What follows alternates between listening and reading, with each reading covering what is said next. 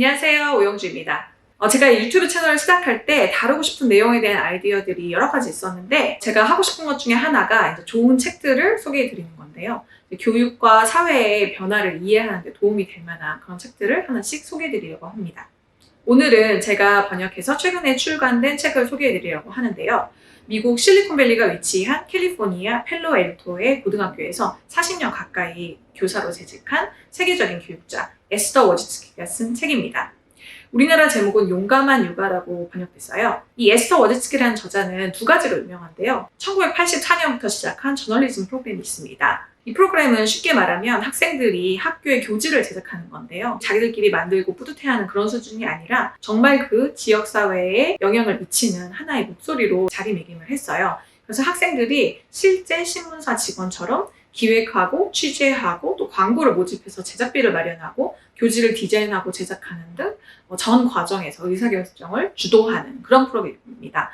그래서 이 프로그램이 알려지면서 그 실리콘밸리 지역의 유명 인사들이 자신의 자녀를 이 프로그램으로 참가시키기도 했어요. 그 중에 한 명이 바로 스티브 잡스가 있습니다.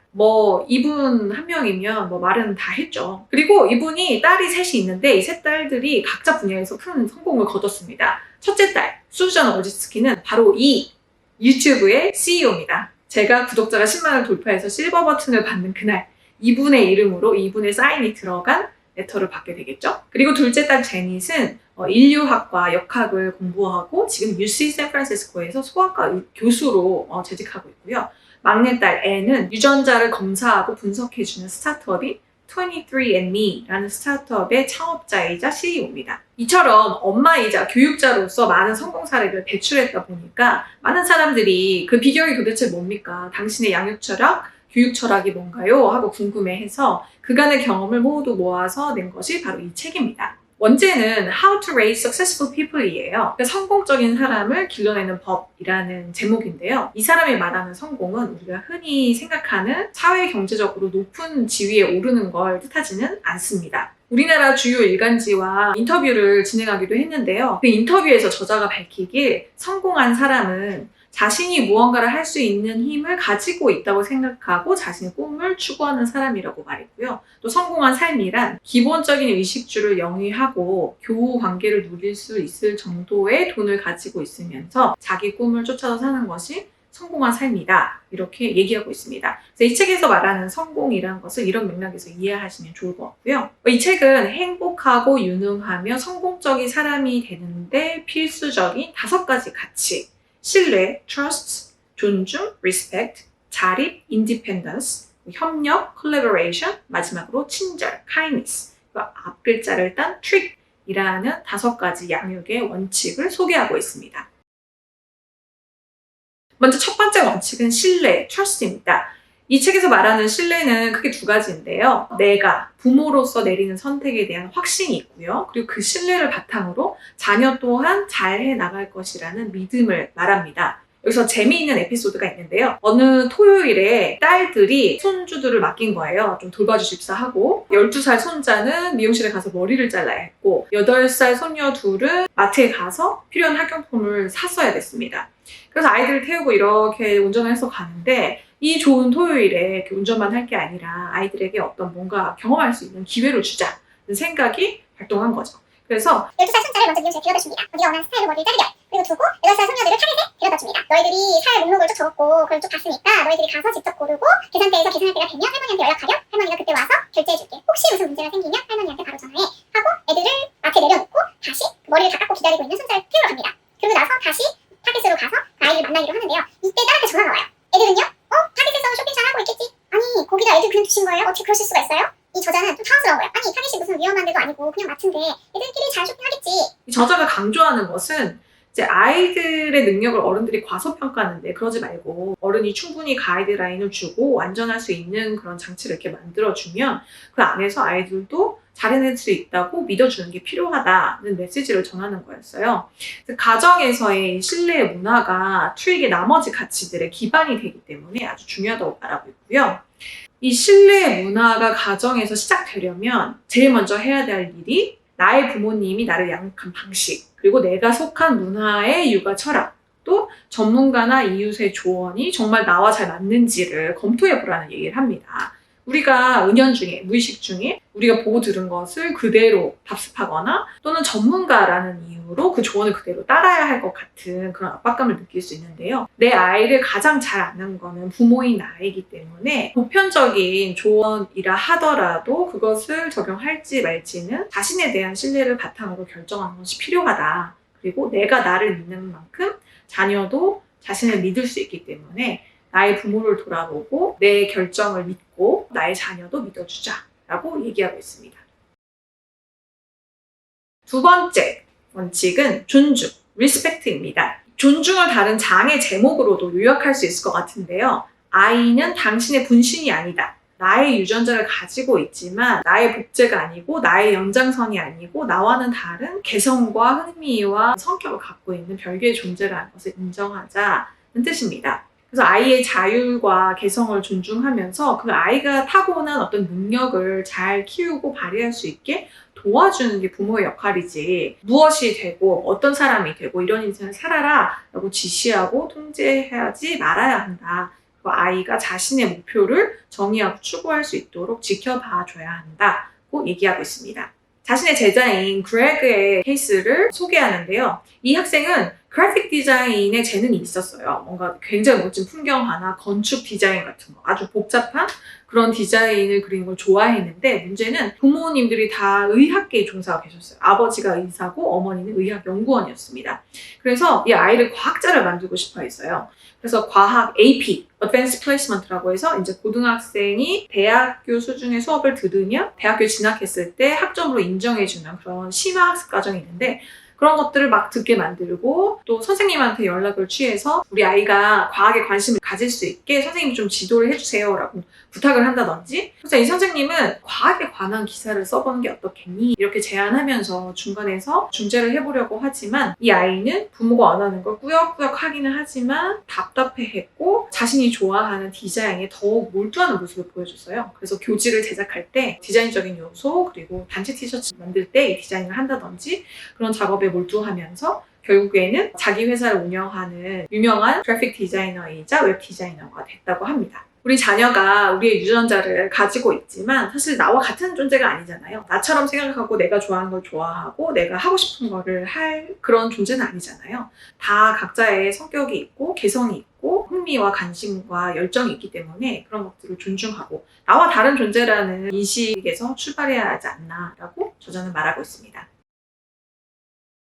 다음으로 세 번째 언급한 원칙은 바로 자립, 인디펜던스입니다. 자립은 성인이 되어서 마주하게 되는 여러 도전과 고난, 역경 이런 것들을 잘 헤쳐나갈 수 있는 능력과 자신감을 말하는데요. 바로 신뢰와 존중의 기반 위에 이룰 수 있는 것이라고 말하고 있어요. 타이거맘, 타이거마더라는 이 양육법이 한때 화제가 됐었죠. 바로 예일대 법학 교수인 에이미 추아가 낸 책에서 비롯된 것인데요. 자식의 인생에 무엇이 최선인지 부모가 제일 잘 안다는 전제를 기반으로 지시하고 통제하고 요구하는 양육법입니다. 아시아 국가들에서 많이 찾아볼 수 있는 양육 스타일이라고도 할 수 있는데요. 이 저자는 나의 양육 철학은 이런 타이거마더 양육법 또는 헬리콥터 양육법이라고도 하는데 이러한 양육 스타일과 대척점이 있다고 말하고 있어요. 그래서 본인은 세 딸들에게 일찍부터 기본적인 생활 스킬을 익히도록 노력했다고 합니다. 뭐 예를 들어서 스스로 옷 입고 간단히 밥 차려 먹고 설거지하고 침대 정리하고 뭐 이런 것들이요. 그리고 2살 무렵에 수영을 할 수 있을 정도로 그런 능력들을 일찍이 가르쳤고 또 6살 때는 자기 방을 꾸미게 했는데요. 자기 방 카펫을 직접 고르게 했어요. 6살 아이들이니까 막 핫핑크, 라임, 그 중에 제일 점잖은 게 로열 블루 이런 색깔의 카펫을 골랐는데 너희들이 선택해서 고를 수는 있지만 실증이 나도 할 수 없단다 이렇게 한 거죠. 그리고 우리가 학과 수업 외에도 여러 가지 과외 활동을 하잖아요. 미국 같은 경우도 음악이나 미술, 운동 이런 것도 꽤 진지하게 시키는 편인데요. 새로운 걸 해보라고 권할 수 있고 또 뭐 여러 가지 안 맞고 좀 힘들고 그래서 포기하고 싶어 할 때 포기하지 않게 기왕 할 거면 잘할 수 있는 수준까지 해보렴 하고 격려할 수는 있지만 너무 엄격하게 압박하지 말고 또 아이의 감정을 존중해야 된다는 말을 하고 있습니다. 또 이 자립을 이루기 위해서는 고난과 역경에 굴하지 않고 다시 일어서는 이 불굴에 포기하지 않는 정신인 grit을 키워주는 게 중요하다고 말해요. 많은 부모들이 자녀가 잘 되길 바라는 마음에서 그러는 거지만 이 다음에 아이가 뭘 해야 되고 그러면 어느 학교를 진학한 다음에 이런 직장을 택해서 이렇게 살면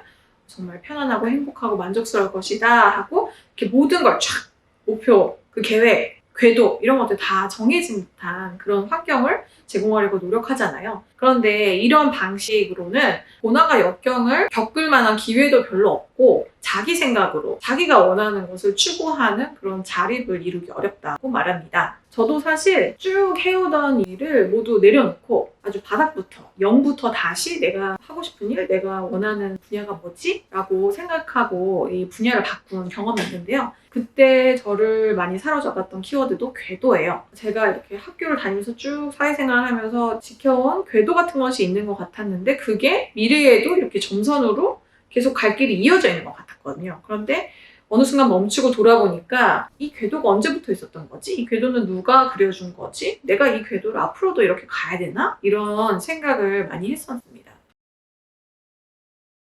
네 번째 원칙은 협력, collaboration입니다. 협력이란 가정이나 학교, 직장에서 다른 사람과 함께 일하는 것인데요. 여기서 저자는 1986년 처음으로 애플의 매킨토시를 도입했던 이야기를 소개하고 있어요.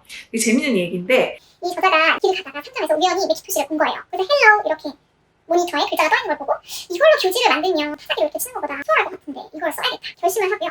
우연히 알게 된 정부의 보조금을 신청하게 됩니다. 그렇게 해서 매킨토시 7대를 들여오게 돼요. 그리고 나서 한 것이 이제 학생, 학부모까지 동원해서 다 같이 이걸 설치하고 사용법을 알아내고 또 프린터를 연결하고 파일을 정리하고 또 플로피 디스크로 소프트웨어를 깔고 이런 작업을 당장 6주에 걸쳐서 합니다. 그리고 어도비에서 나온 페이지메이커, 포토샵 같이 교지를 만드는 데 필요한 소프트웨어를 익히는 것도 선생님이 이렇게 강의를 하는 게 아니라 강의 좀 하고 학생들이 실습하고 강의하고 실습하고 이렇게 단계별로 나가는 쌍방향식 수업을 했다고 하고요.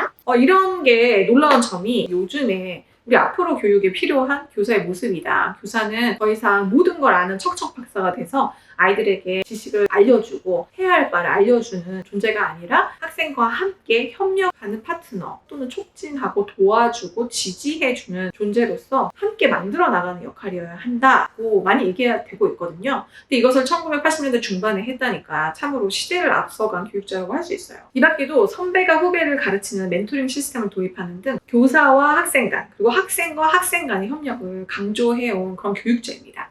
이런 협력은 우리가 가정에서 실천할 수 있는데 그런 아이디어를 몇 가지 제공하고 있어요. 가장 중요한 게 이제 부모가 배우자와의 관계를 통해서 보여주는 이 협력의 방식, 대화의 방식 이런 것들을 아이들이 보고 자라기 때문에 거기서부터 출발해야 한다. 그리고 협력이 일상생활의 일부가 될 수 있게 식사 준비, 요리, 청소, 빨래, 세차 이런 것들을 구성원이 모두 나눠서 역할과 책임을 맡아서 조각을 하나씩 보태는 거죠. 그렇게 해서 큰 그림이 완성될 수 있게 노력이 필요하고요. 또 부모가 모든 권한을 쥐고 독자라고 하지 말고 자녀와 함께 방법을 논의하고 결정해 나가라고 말합니다. 한 가지 예로 꼽은 것이 제가 되게 좋았던 건데 휴가 계획 짜기가 있었어요. 보통 휴가를 떠나면 부모님들이 어디 묵고 가서 어디 가서 뭐 하고 이런 것들을 쭉 정하는데 몇 가지 아이디어를 준 다음에 그 안에서 아이들이 자율적으로 자기들이 검색하고 어디를 갈지 가서 뭘 할지 이런 것들을 정할 수 있게 하면 아이들도 훨씬 기쁘게 즐겁게 참여할 수 있다. 그리고 이런 협력은 신뢰와 존중, 자립 앞에서 논했던 그 3가지 가치들이죠. 이런 것들이 기반이 되어야 가능하다고 다시 한번 강조하고 있어요.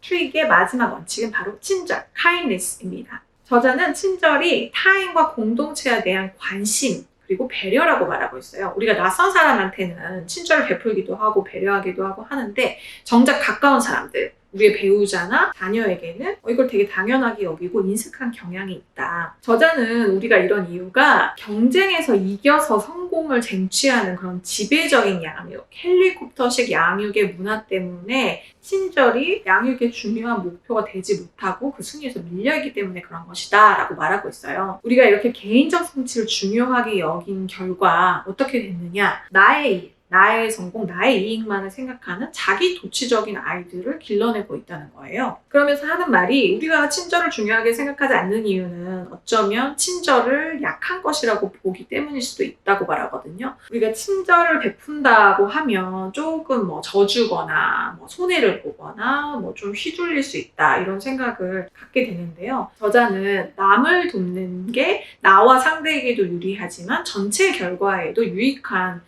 긍정적인 결과를 결과를 가져온다고 하고 있습니다. 분별력을 키우고 나를 이용하려고 하는 사람들을 걸러내는 건 조심하는 건 필요하지만 그렇다고 타인을 돕는 걸 전혀 하지 않을 필요는 없다고 말해요. 그리고 스탠퍼드 대학교 총장의 말을 빌어서 이 스탠퍼드와 같은 대학들이 지원자에게서 찾는 최고의 자질이 바로 친절과 배려라고 말하고 있습니다. 이 학생 개개인이 가진 고유한 재능이 어떻게 지역사회를 이롭게 할지 우리가 속한 지역사회 문제에 관심을 갖고 해결하려는 마음가짐이 결국에는 미래 인재에게 요구되는 자질이라고 말하고 있습니다. 제가 이 책을 번역하게 된 계기가 좀 재밌어요. 제가 2016년 그리고 2017년에 퍼블리라는 매체와 함께 교육에 관한 리포트를 발행한 적이 있는데요. 2017년에 이 리포트를 발행하고 오프라인 세미나를 했는데 그때 담비 출판사의 전 편집장님이 참석을 하셨던 거예요. 새까맣게 잊고 있다가 2019년 10월에 다시 연락이 왔어요. 이 책을 번역하지 않겠냐. 근데 그때 제가 무려 출산을 한 달 앞두고 있던 시점이었어요. 그래서 내가 이걸 과연 할 수 있을까 생각했는데 서문을 읽고 이걸 해야겠다 결심을 했습니다. 왜냐하면 그 서문에 이 저자가 첫째 딸을 낳고 병원에서 나는 아기를 어떻게 돌봐야 될지 전혀 모르는데 사흘 만에 집에 가라고 하니까 병원에 더 있으면 안 될까요? 하고 간호사에게 사정하는 한 달만 있으면 내가 처할 그런 입장이고 그 사람이 그때 첫 아이를 안고 했던 고민, 스스로에게 던졌던 질문 이런 것들이 제가 아이를 가지려고 기다리고 또 아이가 나오기를 기다리면서 했던 질문과 고민과 맞닿아 있었거든요. 어쨌든 출산 전에 할 수 있는 만큼 하고 또 산후조리 끝내고 육아를 하면서 조금씩 정말 하루에 3쪽, 5쪽 이렇게 티끌모아 태산처럼 겨우겨우 번역을 끝낼 수 있었는데요. 공감 가는 내용이 워낙 많고 그 에피소드들도 재밌고 또 제가 첫 아이를 출산하고 키우면서 동시에 진행이 됐기 때문에 번역의 고통을 상쇄할 수 있었습니다.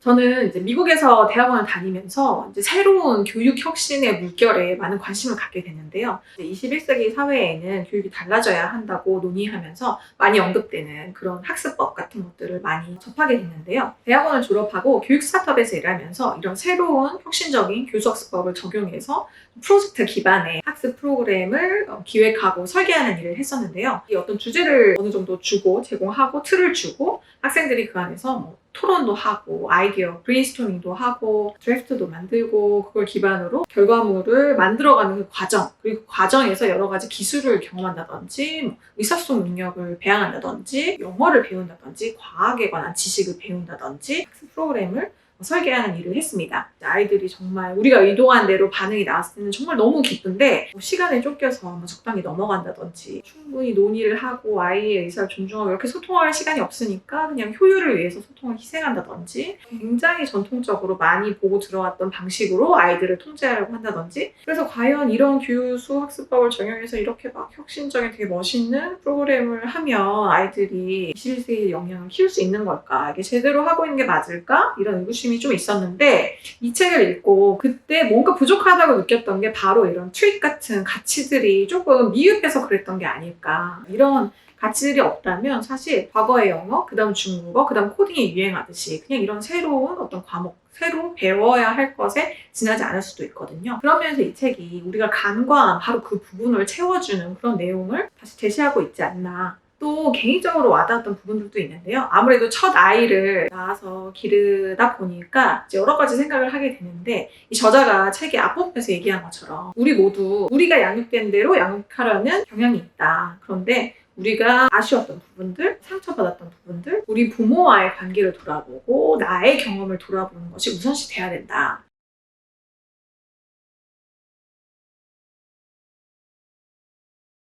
러시아 유대인이 미국으로 이민 와서 자라난 이민자 2세대예요.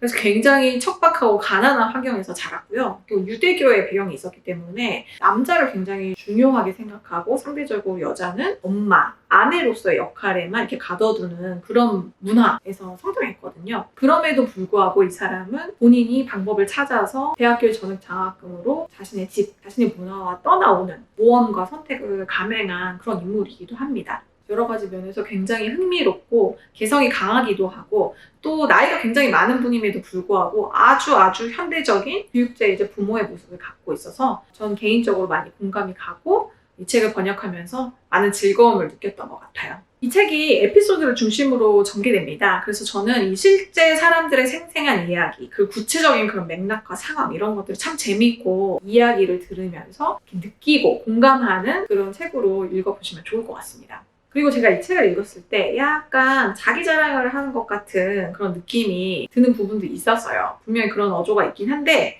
이분이 저널리즘 프로그램을 통해서 여러 훌륭한 제자들을 배출했고 또 세 딸들이 워낙 성공한 어머니로 알려졌기 때문에 본인이 어떤 의도로 이런 행동을 했고 그것이 그 학생에게 어떤 영향을 미쳤고 우리 아이들이 이렇게 자라줬다. 이런 걸 잘했다라고 구체적인 그런 사례들을 말할 수밖에 없었을 거라고 생각하고요. 사실 그걸 피하려고 하면 성립되지 않는 책이라고 보거든요. 그래서 조금 더 세련되게 압축적으로 풀어냈으면 좋았겠다 하는 아쉬움은 들긴 하지만 그것 또한 이분의 개성이 아닐까 생각합니다. 그리고 지금 당장 나와 배우자, 내 자녀의 부모가 된 이 사람들이죠. 이렇게 던져볼 수 있는 구체적인 질문들을 포함하고 있어서 저는 그게 좋더라고요. 대부분의 양육서는 양육 얘기를 주로 하고 또 교육서는 교육 얘기를 주로 하잖아요. 근데 이 책은 기본적으로 양육서의 성격을 띠고 있긴 하지만 30년 동안 교사로 재직했고 전 세계 혁신의 심장이라고 할 수 있는 실리콘밸리 지역에서 교육 수준과 소득 수준이 높은 집안의 아이들 그리고 이스트 펠로엘토라고 하는 사회 경제적으로 훨씬 낙후되고 취약한 지역의 아이들까지 포함해서 오랜 시간에 걸쳐서 실제적인 교육 효과로 증명이 되었다는 점에서 아주 독특하고 유용한 책이라고 생각됩니다. 교육의 변화가 느린 이유는 그 효과를 보기까지 긴 시간이 소요되기 때문이거든요. 수많은 양육법과 교육법이 뜨고 지고 오고 가지만 신뢰, 존중, 자립, 협력, 친절이라는 역사적으로 수많은 문화권과 종교에서 중시되어 온 이런 아주 고전적이고 근본적인 가치들이 30년이 넘는 시간이 쌓이는 동안 발휘해온 교육적인 힘을 이 책에서 확인해 보시면 좋을 것 같습니다. 책을 이미 보신 분들 중에서 추가로 이런 것도 좀 궁금하다, 더 이야기를 듣고 싶다 하시는 내용이 있으면 댓글로 남겨주시면 새로운 영상을 하나 준비해 보도록 하겠습니다. 오늘 영상 유익하셨다면 좋아요, 구독 부탁드리고요. 또 다음에 더 좋은 콘텐츠로 찾아뵙겠습니다. 감사합니다.